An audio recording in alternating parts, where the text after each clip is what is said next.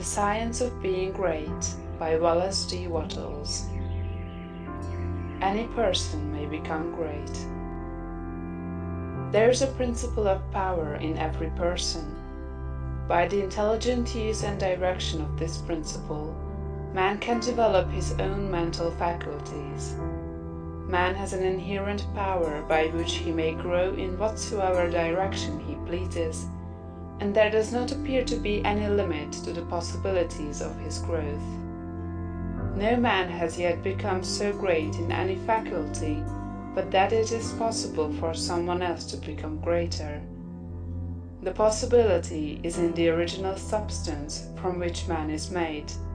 Genius is omniscience flowing into man. Genius is more than talent.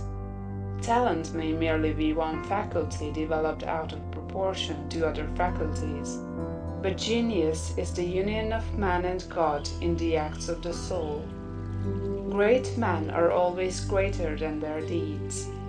They are in connection with the reserve of the power that is without limit.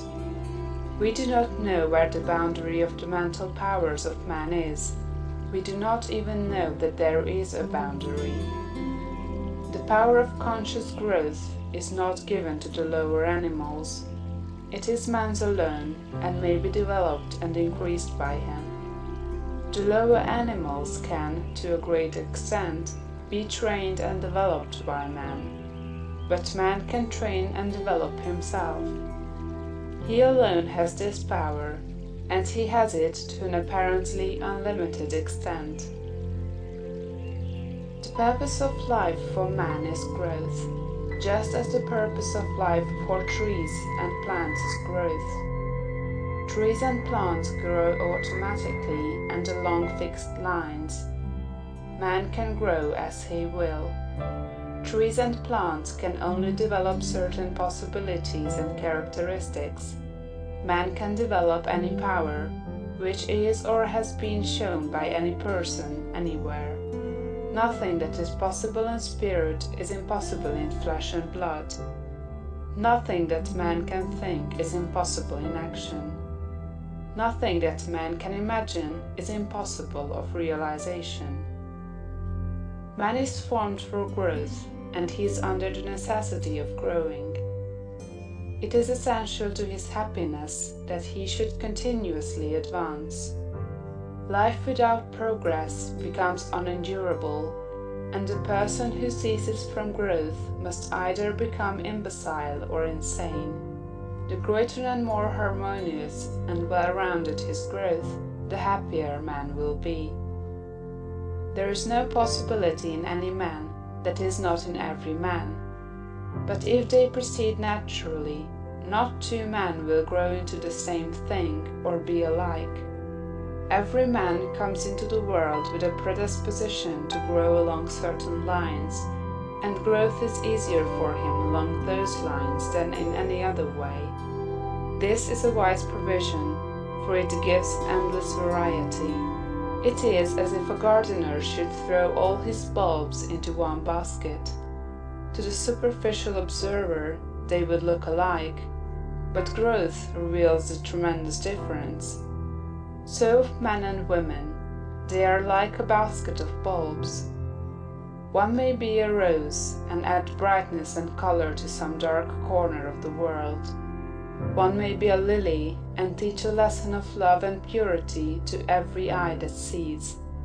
One may be a climbing vine and hide the rugged outlines of some dark rock. One may be a great oak among those boughs the birds shall nest and sing, and beneath whose shade the flocks shall rest at noon, but everyone will be something worthwhile, something rare, something perfect.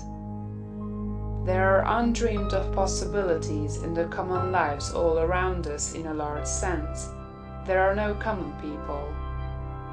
In times of national stress and peril, the cracker-box loafer of the corner store and the village drunkard become heroes and statesmen through the quickening of principle of power within them. There is a genius in every man and woman, waiting to be brought forth. Every village has its great man or woman. someone to whom all go for advice in time of trouble, someone who is instinctively recognized as being great in wisdom and insight. To such a one, the minds of the whole community turn in times of local crisis. He is tacitly recognized as being great. He does small things in a great way. He could do great things as well, if he did but undertake them. So can any man, so can you. The principle of power gives us just what we ask of it. If we only undertake little things, it only gives us power for little things. But if we try to do great things in a great way, it gives us all the power there is. But beware of undertaking great things in a small way. Of that we shall speak farther on. There are two mental attitudes a man may take. One makes him like a football. It has resilience and reacts strongly when force is applied to it, but it originates nothing. It never acts of itself. There is no power within it. Men of this type are controlled by circumstances and environment. Their destinies are decided by things external to themselves. The principle of power within them is never really active at all. They never speak or act from within. The other attitude makes man like a flowing spring. Power comes out from the center of him. He has within him a well of water springing up into everlasting life.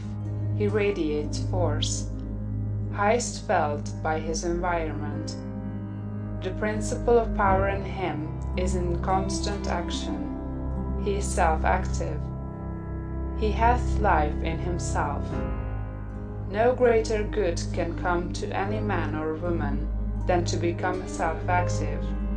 All the experiences of life are designed by Providence to force men and women into self-activity, to compel them to cease being creatures of circumstances and master their environment. In his lowest stage, man is the child of chance and circumstance and the slave of fear. His acts are all reactions resulting from the impingement upon him of forces in his environment. He acts only as he is acted upon. He originates nothing. But the lowest savage has within him a principle of power sufficient to master all that he fears. And if he learns this and becomes self-active, he becomes as one of the gods. The awakening of the principle of power in man is the real conversion, the passing from death to life. It is when the dead hear the voice of the Son of Man and come forth and live. It is the resurrection and the life. When it is awakened, man becomes a son of the highest, and all power is given to him in heaven and on earth. Nothing was ever in any man that is not in you. No man ever made more spiritual or mental power than you can attain, or did greater things than you can accomplish. You can become what you want to be.